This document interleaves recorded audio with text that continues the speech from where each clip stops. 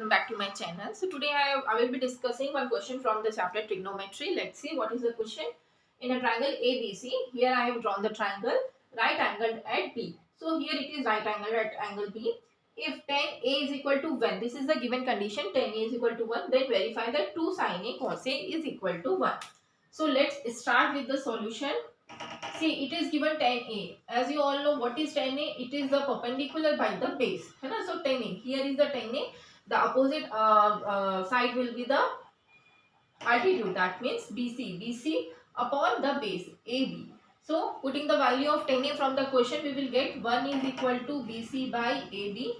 So this AB will come here and you will get AB is equal to BC. This is our first condition. Now we have taken the question, we have to find 2 sin A cos A is equal to 1. Let's take the sin A condition. What will be the sin A? This is the angle A. So what will be the sin A? It will be the perpendicular divided by the hypotenuse. So BC upon AC. Now AC. What is the value of AC? It is a hypotenuse. So AC is equal to square root of AB square plus BC square, because this is the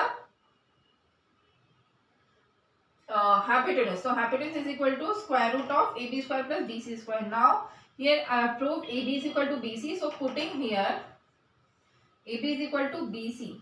BC square plus BC square, you will get BC upon, this will be 2 of BC square is equal to BC upon BC into root 2. See, this BC square, it can be taken out and the root 2 will be remaining here. So this BC and this BC get cancelled. You get it as 1 upon root 2. What is sin A? It is equal to 1 upon root 2.